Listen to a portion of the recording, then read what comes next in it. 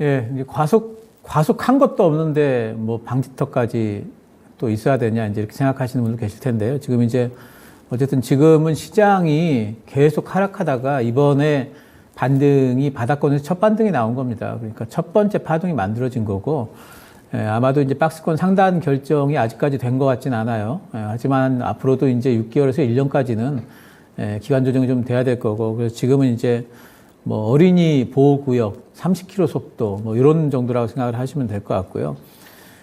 어제 이제 미국의 제조업 PMI가 이제 25개월 만에 최저치, 서비스 PMI는 27개월 만에 최저치가 나왔는데, 이게 그 가령 7월 달만 생각해 보더라도 이렇게 나오면은요, 그러면 이제는 그 인플레이션 정점이래 가지고 시장이 오히려 좀 좋았습니다. 근데 이제 요즘 같은 경우에는 이제 이게 또 인플레이션 정점보다도 뭐 중요한 게 지금 이제 그 파월 의 입이 좀 중요하기 때문에 이런 것들이 이제 듣질 않죠.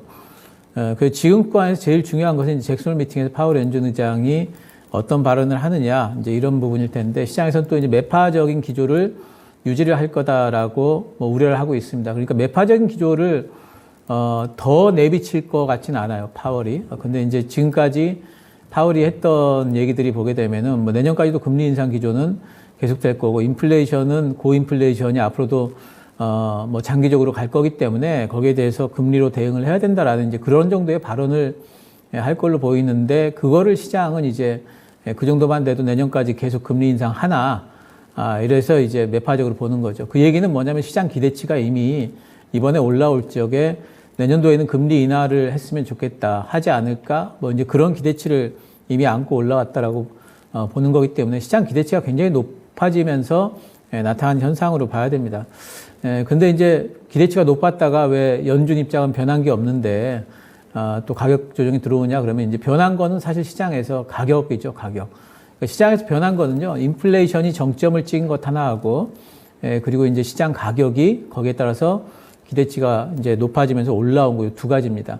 인플레이션 정점에 대한 것은 시장에서 이미 반영을 했고요. 그렇기 때문에 두 번째 이제 호재를 기다리는 거죠. 그러면 시장이 빠지는 겁니다. 그런데 이제 빠지면은 이제 반등이 나올 걸로 이제 보는 게 뭐냐면은, 연준 입장에 변한 게 별로 없고, 또 앞으로 뭐 기간은 걸리겠지만 금리 인상 기조는 분명히 완화될 거고, 인플레이션도 이미 정점을 찍었다고 보기 때문에 또 빠지면 또 이제 반등이 좀 나올 걸로 보고 있어요. 그렇기 때문에 지금은 그 저점이 어디에서 나올지 이런 것들을 좀 눈치 보기를 하시면서 기다리시면 될 것 같아요.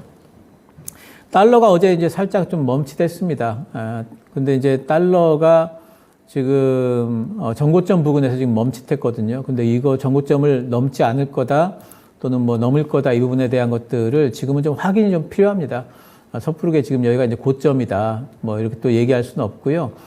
근데 이번에 가령 이제 달러가 107점, 달러 인덱스 기준으로 107.5 밑으로 내려오게 되면은 이제는 고점을 좀 찍었다고 봐도 될 것 같아요. 근데 이제 달러는 이제 유로화를 좀 봐야 되겠죠. 어제 유로화가 1페어트 밑으로 빠졌다가 다시 반등이 나왔는데, 지금 이 유로화가 안정세를 좀 접어들어야 됩니다. 유로화가 안정화되는지를 이 부분에서 이제 봐야 되긴 하지만, 어쨌든 1페어트 밑으로 빠졌으면은 이제는 바닥을 잡기 위한 시도나 할 겁니다. 그래서 달러와도 어디까지 갈지는 모르겠지만, 저는 이제 기대는 요번에 달러가 좀 막히지 않을까 기대는 좀 하고 있습니다만 확인을 해야 되겠습니다. S&P 500 기준으로 제가 계속 말씀드리는데요. S&P 500 기준으로 4,100 이하 빠지면은 저는 매수 구간으로 보고 있고요. 또는 그 잭슨 홀 미팅이 끝나고 나서 시장의 방향성이 상방으로 좀 트는 것 같으면은 그때 매수를 하셔도 늦지 않다, 이렇게 보고 있습니다. 그러니까 지금은 너무 섣부르게 생각하지 마시고 여유를 가지고 보시면 좋겠고요.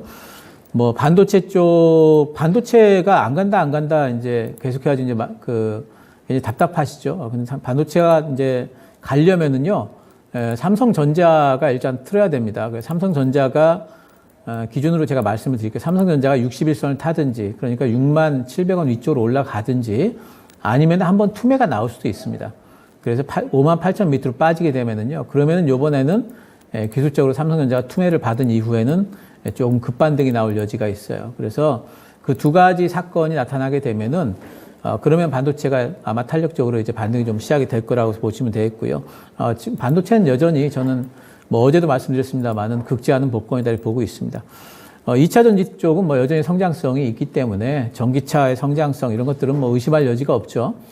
지금은 뭐 여러 가지 뭐 원자재 가격 논란이라든가 먼저 중국에서의 록다운 논란, 또 이제 여러 가지 미중 갈등에 관련된 논란 이런 것들은 다 노이즈라고 보고 있고요. 앞으로도 2차 전지 쪽에는 여전히 성장성을 타면서 빠지면 또 올라간다 보고 있습니다. 바이오 하회 모멘텀 들을 거라 보고 있고요. 지금 바이오주들 좀 눌려 있을 때 매수관이라 보고 있습니다. 건설 원전 쪽도 사우디 정상회담 기대 살아있다. 또 게임 컨텐츠도 이제는 실적 구간이 지났기 때문에 이제는 신작 모멘텀 중심으로 봐야 된다. 또 로봇 자율주행 무인 공장이라든가 중국의 바이두가 무인 택시 사업을 시작을 했고요. 애플카 얘기 또 나올 것 같습니다. 이런 부분들도 계속 봐야 된다 생각을 하고 있습니다.